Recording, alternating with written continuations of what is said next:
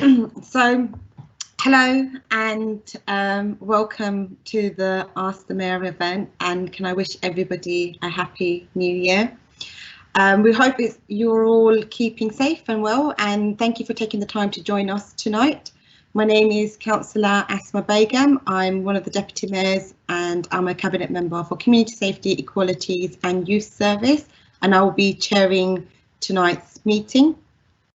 We are somewhat new to running live online events, so please bear with us if we have any technical issues. If you would like to ask a question to the Mayor this evening that you haven't already submitted in advance, please post it in the Q&A box and we will make them live one at a time for the Mayor to answer. If we get a few questions around the same topic, we will put them together and try and get as many questions answered as possible. So we have had a high volume of questions sent to us already, so we will try our best to get through them all. If not, if we have your email address, we will be emailing you a response. Please be aware that these sessions are also being recorded. So if you do decide to use your name and ask a question in the chat box, it is being recorded. And please also keep a lookout on the chat bar as well. We would also post some useful information for you to read later on. So please do bear that in mind. Given that we are using technology, it's inevitable that we may have technical issues. So please do bear with us if we do. I will hand over to the Mayor shortly to give a brief introduction. But before I ask the Mayor to give his introduction, I would like to say that I know we've got a few of our ward councillors present in this meeting. So we've got Councillor Rachel Blake, Councillor Vile Whitehead and Councillor Mark Francis as well. And they'll be listening to this meeting. So if I pass it over to you, Mayor, for a quick introduction. Okay, so can I thank everyone again then for coming here this evening, and I really regret that we can't meet in person. I'm not a shy mayor, and I like to meet people in person and answer questions and listen. And this event this evening is as much about listening as it is about sharing information with you. You should all have had access to information about the Bow Liveable Streets proposals, and I've been doing elected politics for a while now, and I know that traffic and parking issues they bring out really strong views in people wherever you are in the whole country. It's just we live in a country where parking and parking space and issues about air quality have become more and more important to lots of people. In the Bow area, we've been consulting with residents for about 18 months now, and that doesn't mean that all of you will have been at meetings, but we have been talking to people about what their preferences are through questionnaires, through letter drops and so on. And just before Christmas, we had a report to my cabinet where we agreed the outline of proposals for Bow, and there's a number of outstanding issues that we really want to talk about this evening, but you're free obviously to raise questions about anything. And the key questions, I think, obviously there are some people who object fundamentally to whether we have this Liveable Streets proposal, and we've decided as a policies and council we want to do it, and I'll say a little bit about that briefly. It's about managing the balance between the growth in traffic in the borough, the poor air quality in the borough, the environmental impact that has. And it's not just us, it's the government, it's most other local authorities up and down the country are doing work like this. Air quality in inner London is terrible, by which I mean it's above World Health Organization standards of what's considered to be safe. And we know from the medical studies and looking at illness and death rates that several hundred people in Tower Hamlets will die prematurely because of the poor air quality. There may be people who've got a bad lung condition or an underlying health condition. We also know that kids and childhood asthma is a lot more prevalent here than it is in most other parts of the country. And we also know that children's lungs, for example, don't develop to the normal size in an area like inner London because of the air quality issues. And that's mainly because of road vehicles. So what we need to do is try and reduce the amount of road traffic in causing unnecessary journeys in the borough.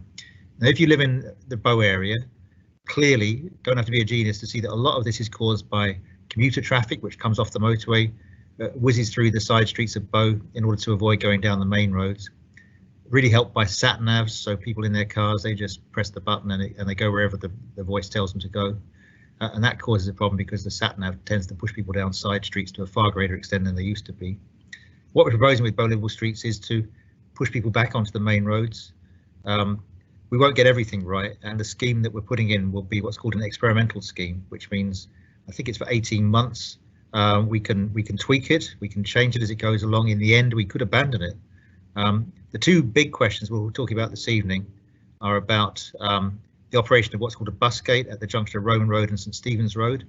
The idea of a bus gate is that particular hours of the day, only buses plus a small number of other permitted vehicles would be allowed to go through the bus gate.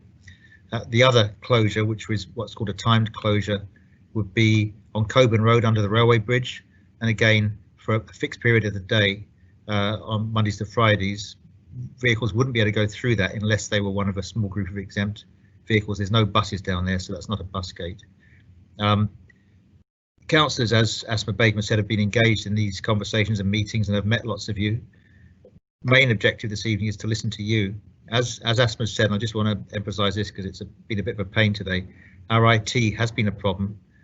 With everyone on the internet these days, it can be. So if the meeting crashes, then we'll try and come back in, but hopefully it'll be all right. And my main objective then is to listen to you.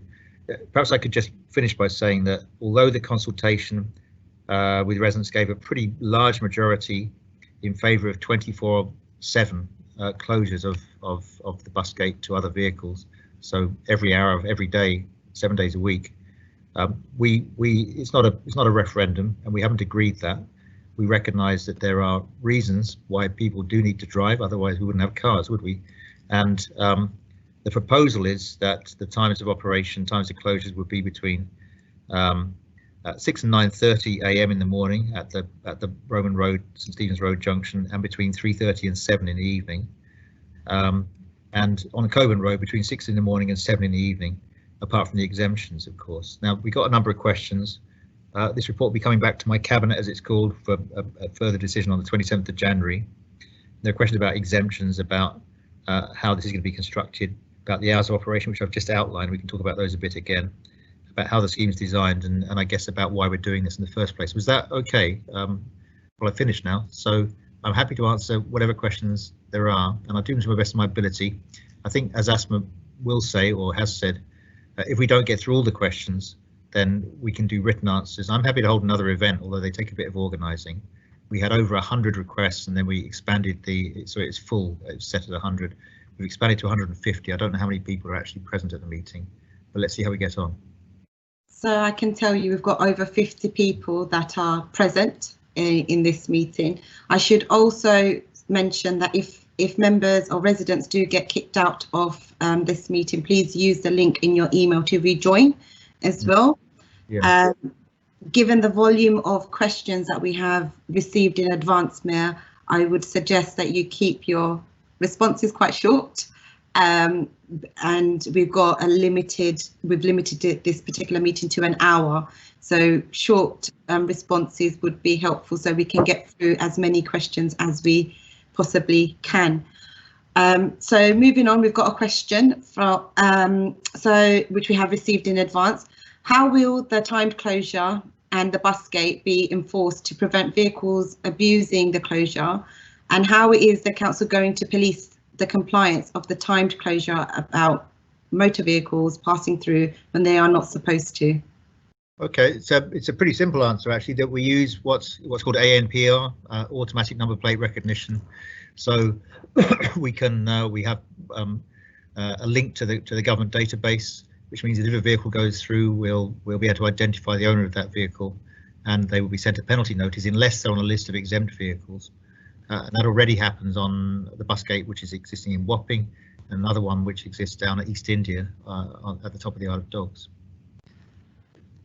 And so that's too quick an answer, was it? So ANPR is a pretty simple technology. It's if you like breaking the rules, it's not very good technology because you'll get caught if you have a registered vehicle, but it means you get a penalty notice. You'll have the normal rights to appeal against that. and obviously that brings it to life that this is quite a serious change in the way the roads behave, and so we want to have a serious conversation with you about it. Great, thank you, Mayor. That was quite quick. Please do continue responding quite quickly. So we've got a question from Sarah from Bow. She would like to understand why local residents are being targeted the same as non-residents who are RAPs running, and why can residents not access the local streets via their ANPR or similar?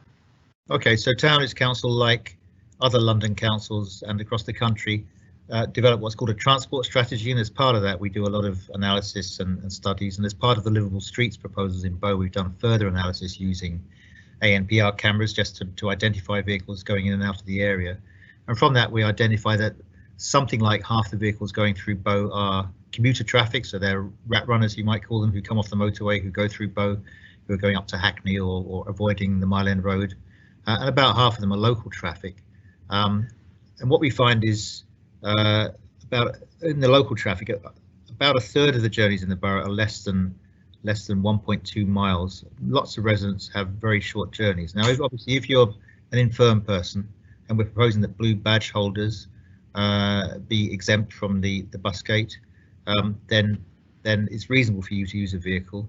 We think for other people there are alternative routes, and in fact, what's happened in the last few years is the amount of traffic going down the Mile End Road and the Bow Road has reduced quite a lot. And so there is capacity on the main roads. This isn't designed to make life inconvenient. What it's designed to do is to get the amount of traffic and the air quality in Bow down to a better standard. And one of the reasons we're talking to people is we want to hear what people's views are about who, if anyone, should be exempt. Currently, we're proposing in our minds two groups of people. One would be blue badge holders, and it would be a vehicle nominated by a blue badge holder. Second would be a group of people we call carers, and they are people who are caring for people who have a registered disability and who receive care in the home from relatives, family members who don't have to live in the Bow area but would get an entry on this database to allow them to drive through the closure. Thank you, Mayor. So we've got another question regarding the scheme 4, which is the Corban Road closure. So the consultation result was in favour of a 24/7 closure. This would have had the potential to dedicate the space to a pedestrian orientated area, but unfortunately the final proposal was partial closure only. This means that the space will remain an ugly bog standard road only. Isn't that a huge missed opportunity for improving the overall area? Well, it's always a balanced decision when you do these things, and the reason we think there needs to be a closure on Coburn, if we have the bus gate on Roman in particular, is that otherwise people will try to use Coburn as a diversionary route, and on the other hand, people who live in the Tredegar Square area or Coburn Road area or Malmesbury Road area do have an expectation they might want to get up to the shops in Roman Road. I mean, one of the things we want to do is improve the environment in this Bow area so that people can get to and from the town centre in Bow, if you like, which obviously has been struggling in some ways and which we want to encourage to get into a better state. So it's a balancing act. We could do 24/7. We chose not to. As I said, it's an experimental scheme, and if in the end people say we really want to go the whole way to 24/7 closure, then we could do that. Having said that, there are some people who've lobbied us and said that they have journeys, they're carers or whatever, and they want to continue to be able to travel under that bridge, and so we respect that. As I said, we won't get everything right the first time. There's been a scheme in place for 25 years or so, which was put in by previous Liberal administration in Bow, which got rid of all the right-hand turns and forced people to go down Antill Road.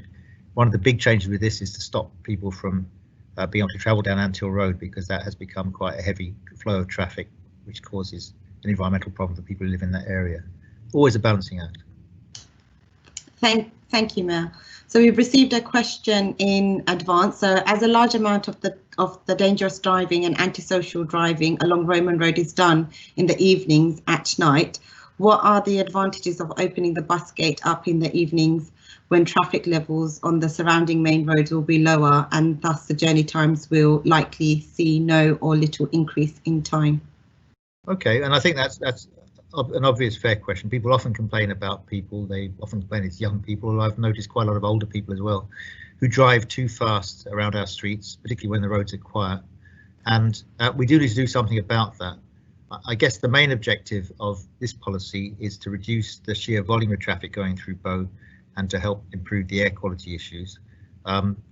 If we can look at separate things which better enforce the speed limits, Tower Hamlets has got a speed limit across the whole borough with 1 or 2 exceptions of 20 miles an hour. So people shouldn't be exceeding that speed. And if they are, then we should be doing more enforcement against that. I wouldn't mind us to stop speeding, having more speed cameras around the borough. The government has set some very strict rules, which means it's a lot harder to put street cameras in the borough wherever you want to have them. There have to be some very strict rules followed in terms of accident levels, for example. So we don't currently, I think, have any speed cameras in Bow. I'd be happy if we did have, and they were used to enforce better driver behaviour. Thank you, Mayor. So we've got a question from Bernadette. I'm seriously concerned about access to the doctor, pharmacy and optician on Roman Road. With my disabled husband, using the car is the only way I can manage to get him around. There is very little disabled parking generally in this area, and are you intending to expand this provision? Okay, so number one, if you need to get through the bus gate and your disability entitles, or your partner's disability entitles you to a blue badge, then you would be able to get through the bus gate when it's operating. But I'm assuming a lot of people, there'd be a 7-hour gap in the middle of the day, 6-hour gap in the middle of the day when the bus gate wouldn't operate. A lot of people would be able to use it at that time. We want to look at the amount of parking spaces available for people with different uses, and very happy to look at increasing the number of disabled bays if we find there's a particular demand, for example, outside pharmacies and other essential places, GP surgeries as well. And what I want the parking policies of the borough to do is to be the servant of local people, not the other way around. So we're not doing this to punish people. We're hopefully going to get to a position where the parking service works better. I mean, the reality of there being so much traffic in the borough these days is that we need to give particular preference. This has got to be one of our principles, to people who need to use a vehicle because of their physical disability or the fact that they might have an urgent need to care for people with a disability. So that's a very relevant question. We're making a note of all these questions, and we'll be looking at how we might implement the policy and how we might tweak it as well in the light of experience. Thank you for that response, Mayor. So we've got a question that we received in advance. So why has the new right turn ban on Roman Road Junction been included, which will make it even harder for local businesses to do deliveries in the future? Okay, so one of the consequences of closing at the Skew Bridge on the Old Ford Road is that which is another part of this proposal, of course, is that it will mean more traffic that has to go east-west in Bow using the Roman Road. And in order to make that work, we need to improve the number of vehicles that can get through each signal change at the junction of Roman Road and St Stephen's Road. And one of the ways of doing that is to ban the right-hand turn out of the market part of Roman Road into St Stephen's Road, so going westwards, so you could only turn left. And obviously you'll be able to take your vehicle down St Stephen's Road and then turn it around, I guess. It's mainly about improving the capacity of the junction during the signal changes so that we can get more vehicles when they are waiting through that junction, and we can give time also for pedestrian safety in that junction as well. This all gets a bit complicated, but you know, there's only 60 seconds in a minute. If every minute you change the traffic lights on each different part of a junction, then in that minute you're going to have limited time, say it's 15 seconds on a 4-way junction. If you can reduce that to a 3-way junction, then you have more time for more vehicles or pedestrians. So it improves the safety. But again, we'll look at how it works, and it could be that at different times of day when life is quiet that you might be able to get vehicles to turn right out of there. But the proposal at present is to ban the right-hand turn. That was a long answer, but these things get quite technical, and I know people care about Bow and they want it to work effectively. Another thing we're planning to do, by the way, is during 5 days a week, I think it might be 6 days a week, proposing that the Roman Road during the peak hours of the day would not be open to vehicle traffic. It would be more of a pedestrianised street, and that's part of a plan to try to improve the shopping area and improve the environment and livability of that important street in Bow.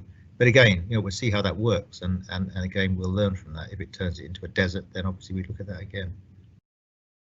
Thank you. So we've got a question from Stephen. So please spare a thought for the people who live in the main streets. In the intro, Mayor, you stated the plan was to push the traffic onto the main roads, but surely this just pushes traffic onto main roads, e.g. Bow Road, where people also live. What are you doing to reduce traffic in the borough as a whole? Okay, so I mean, most people live on the more residential streets, but I appreciate people do live on the Bow Road. The roads are wider there, and they're designed for the throughput of a larger volume of traffic. We need to reduce the number of emissions of vehicles. Those roads are controlled by the Mayor of London. They're the ones with the red lines on them. So not the Mayor of Tower Hamlets, but the Mayor of London. The desire to reduce the number of vehicles travelling in and out of London, unnecessary vehicles, I mean, it has been quite successful in the sense that a lot of people use public transport now, apart from during the COVID crisis, and the number of vehicles using Bow Road has gone down from, I think it was about 15,000 a day to about 10,000 in the last few years. Now we think that's substantially because of a lot of those vehicles are now zipping through Bow because their sat nav tells them to go that way instead. So we think there's capacity to get more traffic down the Bow Road than at present. That's not to increase it to worse than it was before the changes, but it's to rebalance it. But I do appreciate it's always a balancing act. I mean, the buses now are low emission, increasing number of electric and low emission vehicles from quite a low number.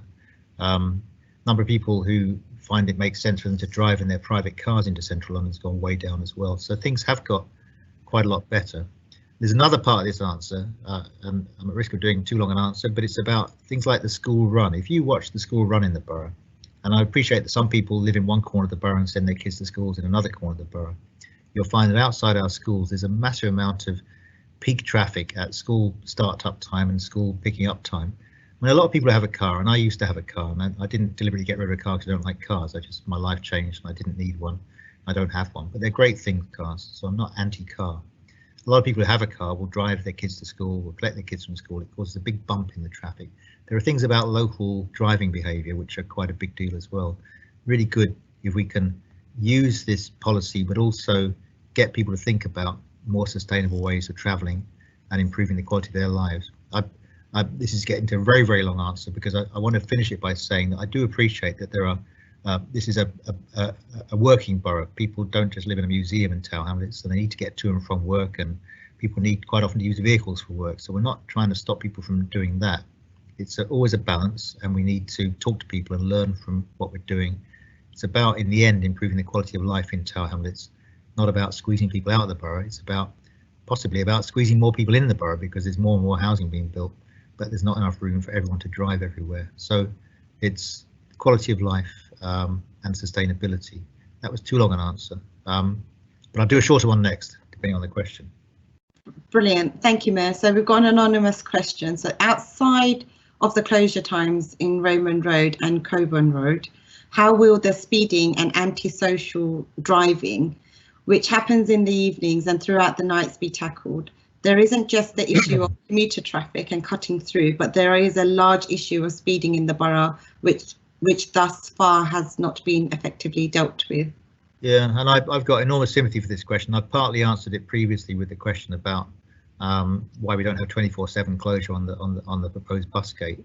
And yes, we need to improve the behaviour of drivers in the borough. We can't do everything at once. As I said, government rules mean we can't stick speed cameras in places where we'd like to put them, not to punish people, but to stop some of the thoughtless people who just drive too fast at night in particular. We do have quite high accident levels in the borough as well, where people, small numbers but traumatic impact, are hit by road vehicles as well. So I'd like to do more on that, but this Liveable Streets, apart from doing things like some of the calming and some of the road humps, which of course don't go down very well in Victorian streets because they shake the foundations of the houses, apart from doing calming things like that reduce the speed of traffic, maybe in some cases narrowing the roads so it's less easy and obvious for people to go too fast. Apart from doing things like that, we need to have a longer term approach to reducing speeding in the borough. Thank you, Mayor. So we have another anonymous question. Has the council been working in tandem with Hackney regarding the livable streets, or are the measures taken in both boroughs completely unilaterally? Well, I mean, the real answer is it's somewhere between those two things. So often when we're doing these road proposals, we talk to Transport for London and the neighbouring boroughs, but Hackney have just put a scheme in just to the north of us in Bethnal Green, and they told us they were doing it, but they didn't give us a lot of time in that consultation. And so we need to talk better to our neighbouring boroughs about how it works. Of course, in Hackney, they have been, I think, more severe in their traffic calming than ours, which probably means that roughly half the people watching this podcast will be cheering for Hackney, and the other half of you will be booing at Hackney, because this is a balancing act issue about balancing the right of people to get on with their lives, quite rightly, against the severe environmental problems we face in Tower Hamlets. Thank you. So we've got a question from Sam. Has the pollution from idling or caught in traffic been compared to pollution from cars driving at a faster rate? As it seems there is a risk that we just create more traffic and pollution on certain hotspots and roads, making it disproportionately affect certain people to others. Well, okay, in about 20-25 years time, I'll be about 120 by then, but anyway, in 20-25 years time, we'll be looking at petrol cars in museums, and we'll be saying, what was all the fuss about? Everyone drives a battery car nowadays. So this is going to change fairly quickly, I think. Although the costs for people, particularly people on lower incomes, are getting an electric car, are currently out of reach. So we need to work with the government and persuade them that people who need cars should be able to afford to buy them in the first place. So, but you're quite right that if in your car you have to speed up and slow down, 17 times down the road because there's another hump in front of you, it could be you're driving too fast, or it could be that we can find a smarter way of designing the roads so that you both don't drive too fast and don't speed up and slow down all the time as well. And that's work in progress. There are places in the borough where, by looking at the way the road's designed, you can reduce people's speeding naturally, and we need to keep working on that. We're putting quite a lot of money into livable streets, but we don't have enough to redesign every road, make provision for as much or possibly more car parking in some places, while improving the environmental impact. Thank you, Mayor. So just to let everybody know that we've reached our halfway mark and we've answered several questions, and we've got quite a few still to go. So keeping your answers short, Mayor, would enable us to get through loads more questions. So we had another question. Really short anyway, but anyway, go on. So we've had a question received in advance. So given a stated aim is to reduce rat running, why won't the council adapt the existing permit system to allow exemptions for Tower Hamlets residents who need to travel this route? This would alleviate residents' concerns and access, especially for those caring for older family members. Isn't the council concerned that the area is split into two? Okay, and by the way, we should have mentioned also that also in this meeting is Dan Tomlinson, who's my cabinet member responsible for, alongside myself and other cabinet members, for Livable Streets. He sent me an answer about disabled spaces, which is we're looking at providing more disabled parking bays on the east bit of the Racket section of Roman Road as part of the pedestrianisation. And we can certainly look at the west side as well, if people are inconvenienced because they can't find a place to park and they have a disabled person in their household and their car. Back to the question. So, oh, I've lost the question now. It's disappeared. It's on a timer. The question was about, remind me, Asma. This is a breaking the borough into two. Oh yeah, okay, so breaking the area into two. Well, first of all, if you think about it, the area is sort of broken into three by this, and most of the livable street schemes in the borough, so Bethnal Green's an example, create smaller cells, if you like. So the third part is the bit south of the railway, which would have a time closure as well. So it's sort of east-west and north-south as well. Question also about if it's all about rat running, then why don't we just give everyone in the borough a permit to drive through the bus gate? And the answer to that is that it's about 50% about rat running. It's also about short local journeys and about improving the environment in the borough by encouraging people to use other means, public transport or walking or whatever, if you're able to, in order to get through the Bow area and about your life. And it's about our kids' lungs, it's about our elders' lungs as well. It's about the quality of life for everyone. And it's one of those tricky issues where something that I think it's just me in my car, what difference does that make? But if there are thousands and thousands and thousands of us in the borough doing the same thing, then it does make quite a big difference. Now, the questions are leaping ahead of us. Yeah, go on. So I apologise, May. I didn't know my screen mirrors your screens. So it's all my fault. Yeah. We've got a question from Vanessa. So the reason for a reduction of traffic on Mile End Road is due to the work done by TfL to stop the right-hand turn onto Mile End Road, which has enforced traffic north. Why aren't you reversing the decision? That's a very good question. And this is the right-hand turn north into Mile End Road from Burdett Road, and that right-hand turn is coming back again now. In the next few months, we've been lobbying is the right word, Transport for London for ages about that, because that has caused a problem. And we want people to be able to turn right from Burdett Road into Mile End Road and along Bow Road, and soon they'll be able to do that again. I think we might have lost a question, so maybe the people supporting us can find what that was. I think we then move on to the next question. So that wasn't our decision, the right-hand turn, that was Transport for London. We had a word with the Mayor of London and he finally came around. Yes, and that decision is being reversed, I believe. So we've got a question from Isha. I live in this area off Coburn Road, so these restrictions would directly affect me. How do I get home at night and leave for work in the morning with these restrictions? Additionally, I have a family member who has a disability and an elderly father who I also care for. These restrictions will directly adversely affect my ability to provide care for my family members.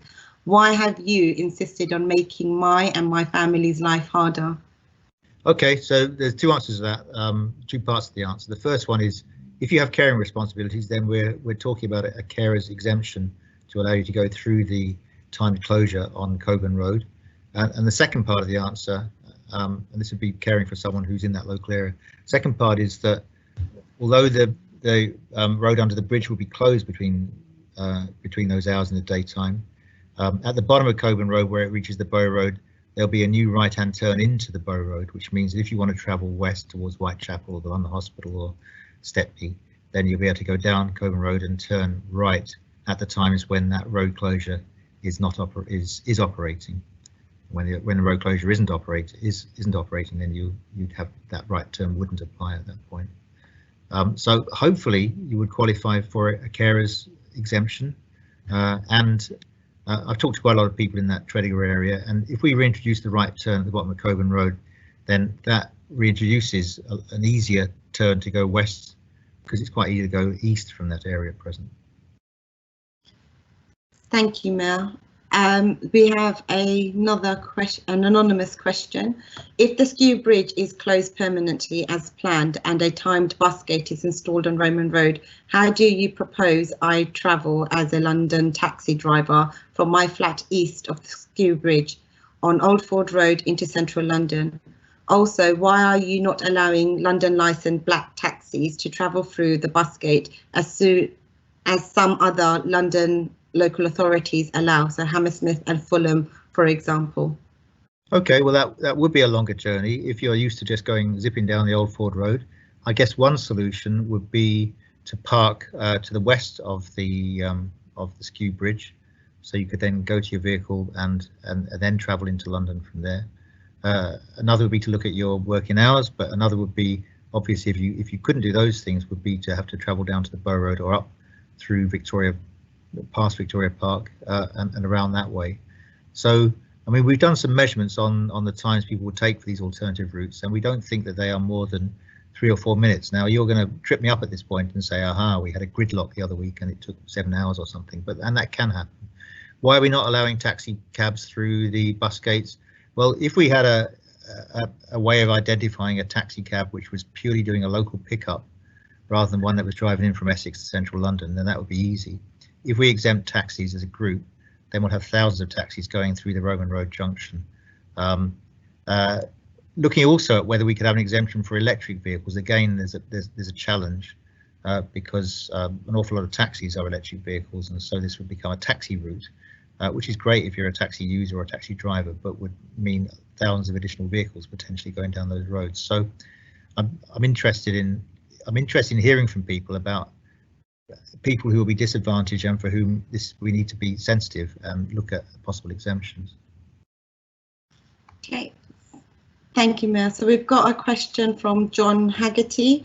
Why are you isolating the Tredegar Square community? The proposed closure in Coburn Road prevents me from getting to my GP as I walk the distance from Morgan Street to William Place, as I have a heart condition.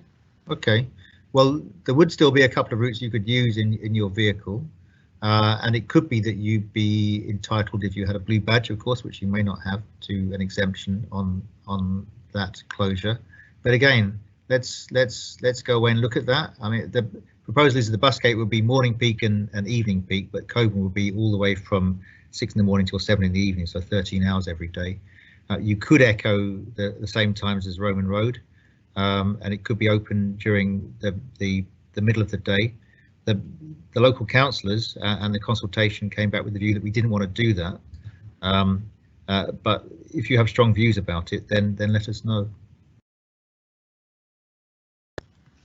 Thank you, Mel. So we've got a question in advance. Will there be a full provision for blue badge holders on the Busgate, and will you ensure that all those who support care for vulnerable residents will have access to the Busgate? Will this be done in a timely manner, and can you give assurances that before the Busgate is implemented that there will be full provision for residents who have blue badge holders and those with caring responsibility in a timely fashion so they can apply before it is implemented? Okay, well, I have a draft cabinet report which sounds a bit bureaucratic, for the 27th of January, where we'll be considering this issue. And the proposal is that, and we've done this in Wapping, we just introduced it in Wapping where there's a Busgate, that first of all, if you're a blue badge holder, you'll be able to nominate a vehicle which will be placed on the database as an exempt vehicle under the Busgate scheme. Secondly, if you have a caring responsibility, and that will be fairly tightly defined in the report, then you would currently, the proposal is you'd be able to nominate a vehicle. I appreciate some people have care responsibilities that might involve more than one family member who comes to care for them or visit them during the day. So it could be more than one vehicle. Happy to listen to that. And yes, the proposal is that we put this in place in advance of implementing the Busgate. But as I said, it's what's called an experimental scheme, so we can change it as we go along. We can review it every few months, and we can tweak it, if you like, so that if it needs to be rearranged to make things work better, then we do that. And obviously, as I said, we're not perfect. We're just ordinary people like the rest of you, and we think we've got advice and so on. We think this is a reasonable set of ideas, but if we need to change it, even if we need to change it drastically, then we'll go away and do that, because we're not infallible. But we think this is the right thing to do. Thank you, Miss. We've got a question from Mark. Is the plan still to plant lots of new trees and shrubs along Roman Road and Old Ford Road to help with the environmental impact? Okay, and the answer to that is that we already have a programme of 1,000 street trees which are being planted around the borough. But I think also within this Liveable Streets scheme, we'd be looking at planting on places where there are closures or narrowings of bits of the road as well. So the answer is we want to plant a reasonable number of new trees and improve the quality of the environment through that as well. Trees are not always a wonderful thing, by the way. I like trees, but sometimes when they grow too tall and we have to chop branches off them and they take light out of people's living rooms, then we get complaints about them. But we don't have enough trees in Tower Hamlets, and if we could find ways of putting them which aren't going to cause nuisances for people, then I'd like us to do that. Okay, so thank you, Mel. So we've got another question. This is the get a move on question. So when it comes to the cabinet on the 27th, so the question is, we've been doing this for 2 years, get a flaming move on. I think this is presumably from someone who quite supports the scheme, and I respect that. So when it comes on the 27th to cabinet, I would like to see a timeline against it as well. We're doing bits of work, still doing bits of work in Bethnal Green. We're about to start some work down in Wapping. We're going to do some other schemes in Shadwell. We're also talking to one of Barkentine area on the Isle of Dogs. And so there's a pipeline of schemes, but this, I would intend that this should start within a short period. I guess it takes a while to mobilise and get all the final designs in place, so it might be starting around Easter time, but let's see. I can't nail myself down. Yeah. But I want it done, you know, because unless we decide to abandon it, we need to get a move on. Thank you, Mel. So we've got a question that we received in advance. So what are you doing to better inform, educate and influence the opinion of residents about the benefits of Liveable Streets programme and the impact our communities can have on the environment? Well, that's a good question. And I suppose I'd like to think that people watch the TV, read the papers, talk to their mates and friends and family, and are aware of the global problem we have with the environment. In Tower Hamlets, obviously, we worry about global warming, which is about carbon dioxide. In the case of Tower Hamlets, it's much to do with the other gases that come out of the backs of vehicles, so the sulphurs and the nitrogen gases and the particles as well.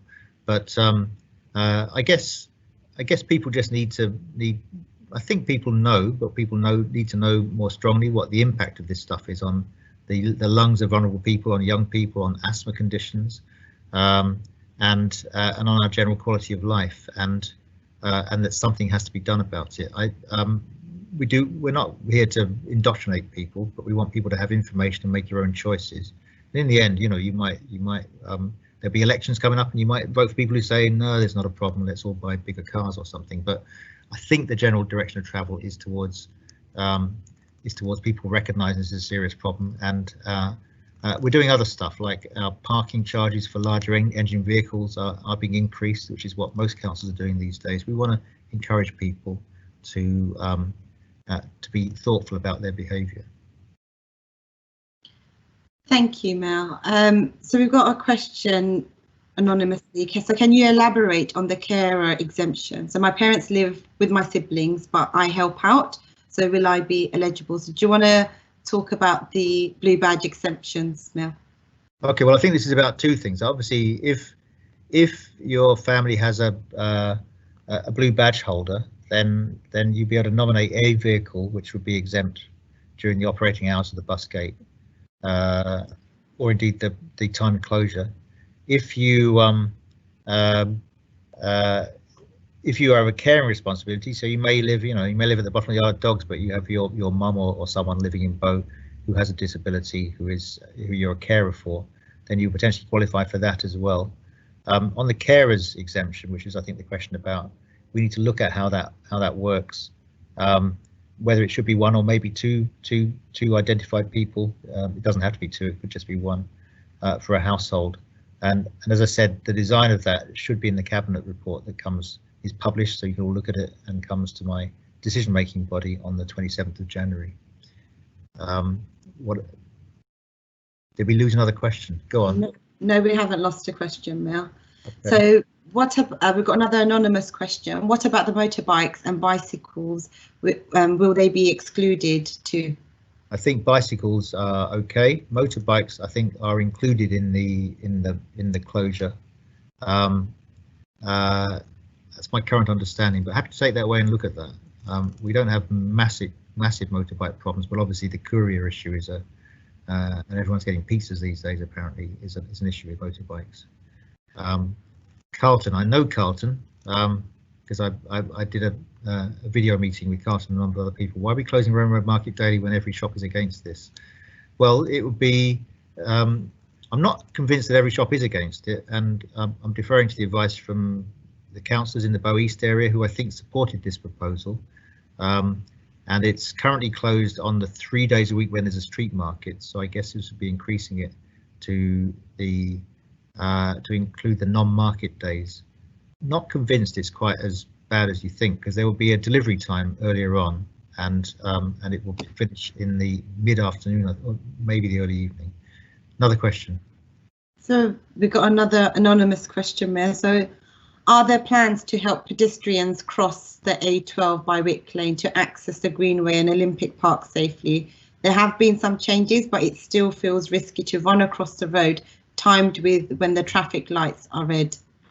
Well, I've got massive sympathy with this question, and if I had a scar on my back, it would probably read the words Wick Lane on it, because we've been talking to the Mayor of London for years about this, and I'm not picking on the current one or the previous one, but since the previous one, who's now the Prime Minister, was the Mayor, we've been talking about getting pedestrian crossing lights on the A12 by Brick Lane across the motorway, and also a pedestrian crossing to get people across Wick Lane, the other side of the motorway, and heading towards the Fish Island area. So we are. The good news is we've done all the pavement build outs, we've put all the cables in. I'm not sure, because I haven't been there for a little while yet, whether we finally got the traffic lights in there, but TfL say that they're coming very soon. It's taken about 7 years, I think, but we want to have pedestrian safety on that junction. A lot more people live the other side of the A12 than used to. So I should also say, Mayor, we've just got under 15 minutes left of the meeting, and we'll try and take a few more questions, and we may overrun, so people are welcome to stay back a little bit later than 8. So we've got a question from Councillor Mark Francis.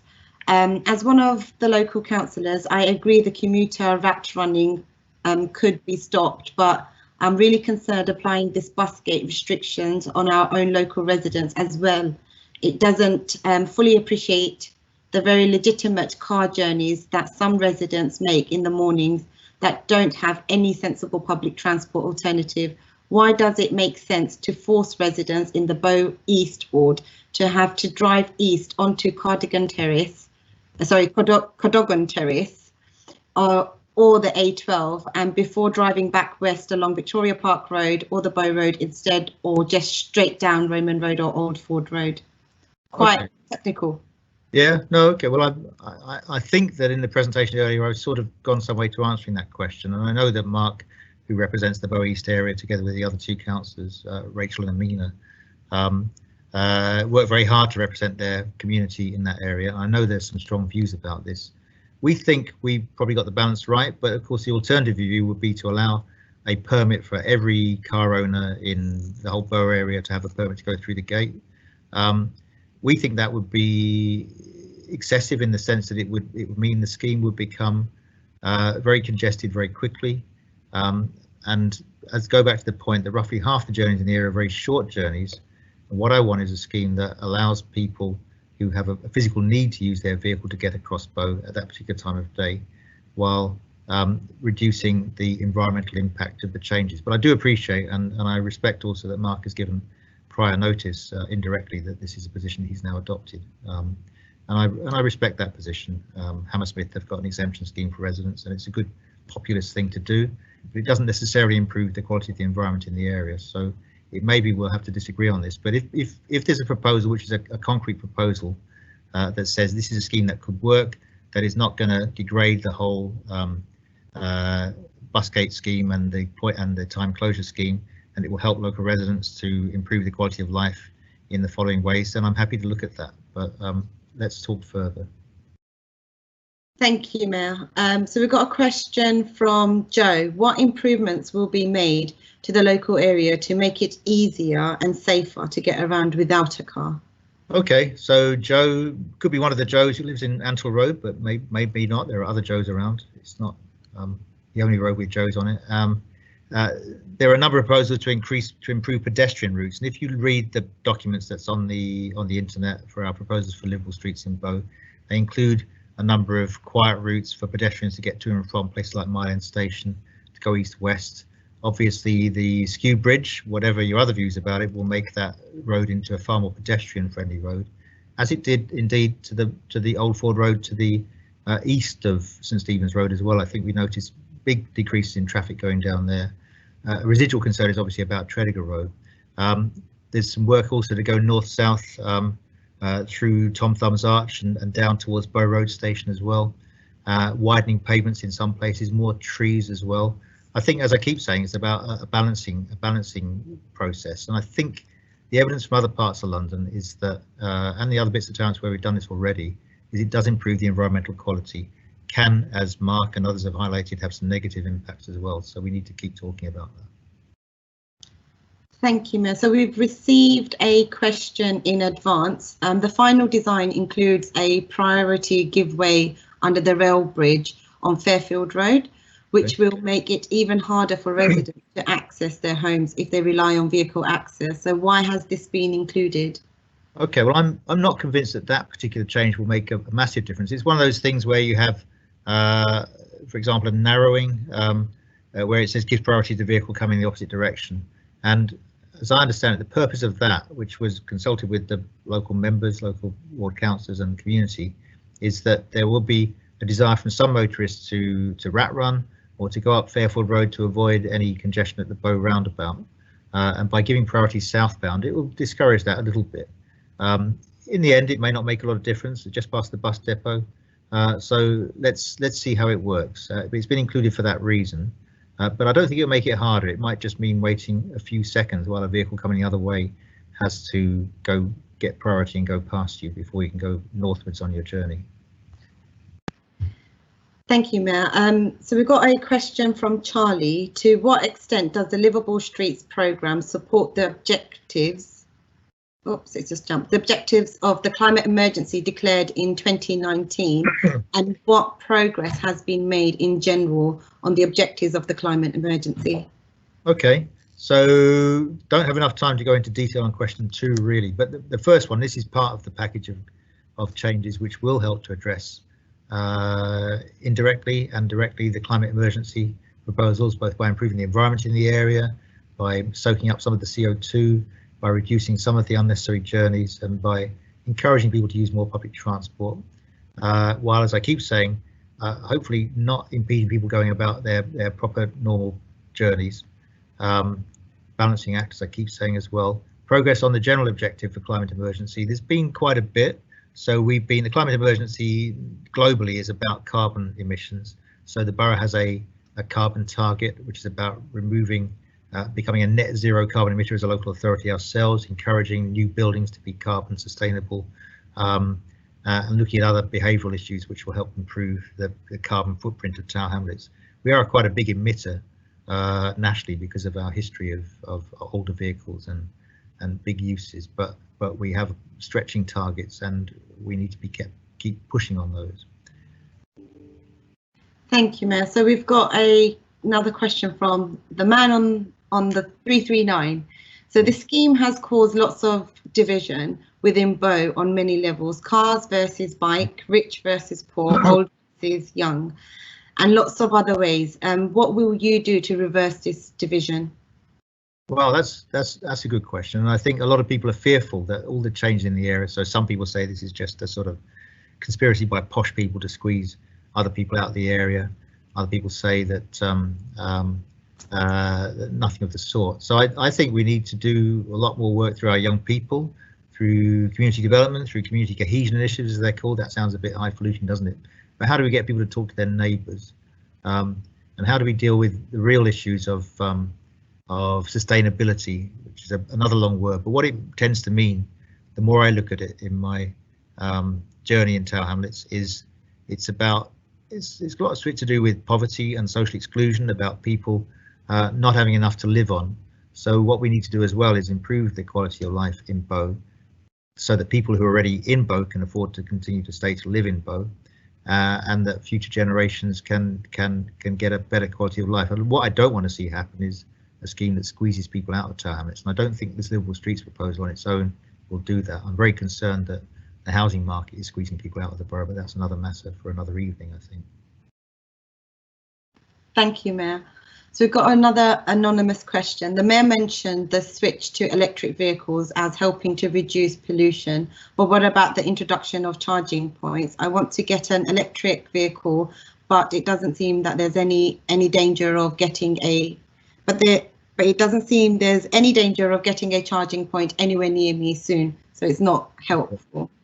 Okay, so recently we've put together the money for another 200 or 300, I think, charging points to meet our target. We need to increase that and double that and double that again. So what we also have is a waiting list, if you like. So if you want to buy an electric vehicle and you let us know where you're living and what our plans are to stick a slow charging point on a lamppost or a faster charging point in a location where we can put one, then please get in touch with us, and we do collect that information. So We can't turn around instantly. There are all sorts of technical reasons why you can't just put them in at 10 minutes notice. But if we can put a charging point near you, then we would like to do that. Obviously, in town, it's not many people have garages and can do their own private charging on their own private land. Thank you, Mayor. So we've got another question, which is anonymous. So wondering what, if anything, are you doing directly or in, sorry, everything's just jumping up and down for me. So wondering what, if anything, what are you doing directly or in conjunction with TfL about sat-navs? Other cities are targeting technology encouraging routes, and can this be done in parallel? Okay, well, I would like us to do that. I mean, I occasionally drive around with my daughter and I say, how are we going to get there? And she says, I don't know. And she puts the postcode in and she says, we're just going to do this. And we follow the sat-nav. And if the sat-nav takes you around all the back streets and it gets you there quicker, then that's pretty good news if you're a motorist. But it means that folks like us who live on those side streets will have cars whizzing past in greater numbers than we would have done. So I would like there to be an approach which pushes people onto the main roads. The main roads should move freely, that the traffic lights should be timed so you can whiz through them, and so it's a win-win. But I currently the sat-nav allows people to wiggle their way through our streets, and that's a significant part of our problem. Thank you for that, Mayor. So we've got another question that we've received in advance. Can we get the simpler, less controversial proposals implemented now? So pedestrian crossing and speed humps.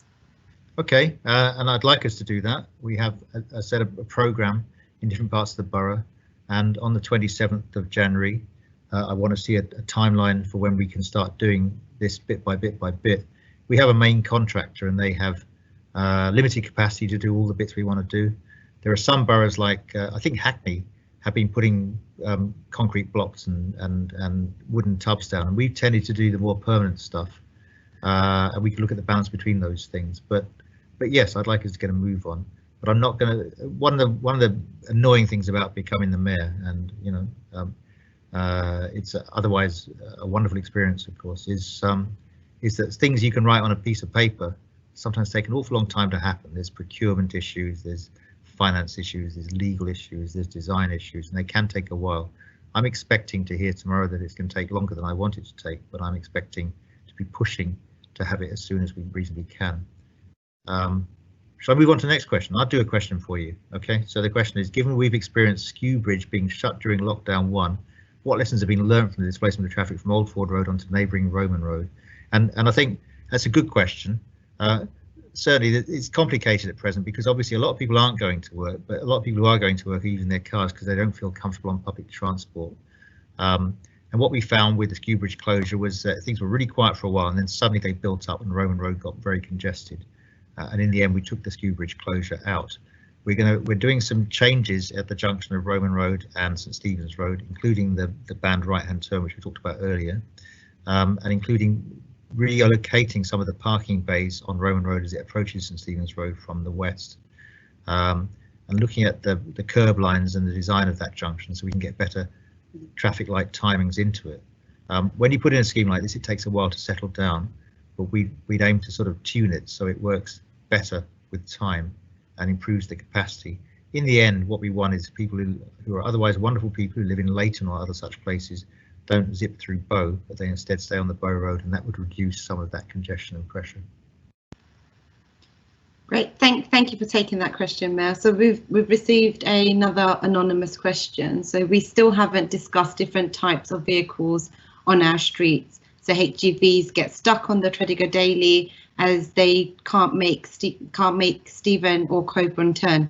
They have damaged property and cause noise and disruption all times of the day. Tredegar is a narrow, uncategorised road. What are you doing about this? Just before you answer this, Mayor, we're just going past 8 o'clock, so we'll take another two or so questions, and I'll try and come back to you for some closing remarks.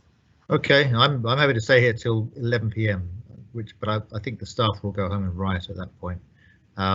So are we okay? So yeah, I agree. This is a big problem. What we don't want HGVs whizzing through Bow, but obviously they might need to have access to individual delivery points. We really need. This goes back to the previous question about sat-nav systems.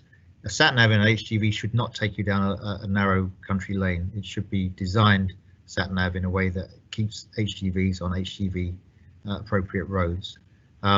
We can look at narrowings and signals, and we can look at pavement build-outs. If there is a particular destination on near Tredegar Road that needs HGVs, and I can't think of one, maybe deliveries to Tesco's or something, then we need to make sure we design the corners and the access points for that. But I'm happy to go away as an action from this meeting and talk to Transport for London about how we can stop HGVs from coming off the motorway and onto Tredegar Road, because clearly some of them will want to do it. Some will want to turn left to go down Wick Lane to the industrial area, but we really don't want them coming to the west into Bow. And if we can fix that, then that would be, regardless of all this Liveable Street stuff, that would be a good thing. So I'm going to take the last question now, Mel. So has the Liveable Streets budget been impacted by COVID-19? Okay, there's two questions on the screen in front of me. So has Liveable Streets budget been impacted by COVID-19? The answer is no. We earmarked the budget some time ago. A lot of it's being funded through what's called our capital funding rather than our revenue funding, and we already have the resources to do that.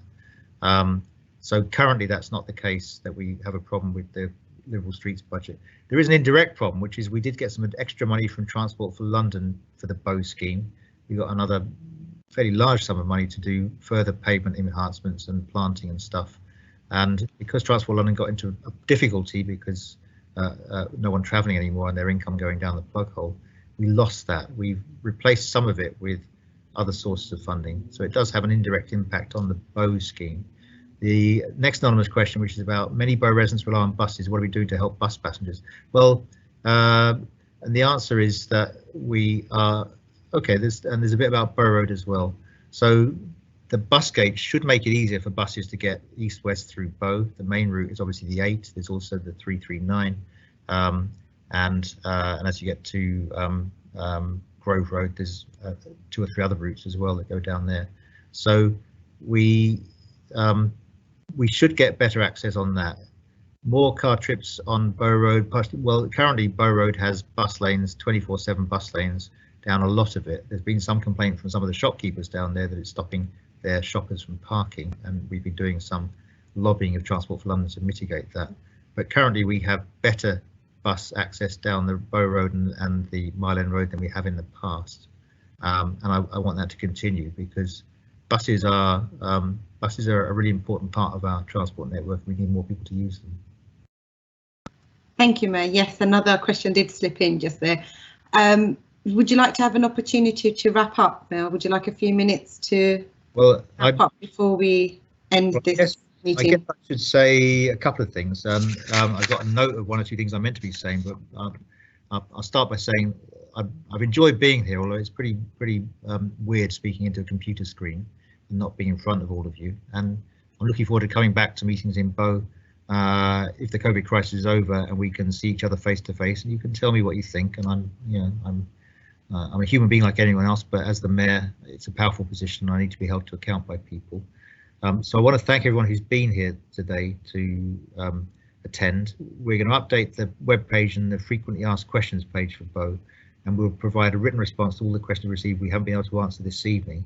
And you can still submit questions via the Liveable Streets email address, which is liveableStreets@towerhamlets.gov.uk. I don't know if that's put up on the screen in front of us, but it's worth looking at the website as well, which is on talk.towerhamlets.gov.uk, LS-Bow, Liveable Streets Bow, or if you type in Liveable Streets in Tower Hamlets website, you should be able to get there as well. So we want to try and improve quality of life in the area.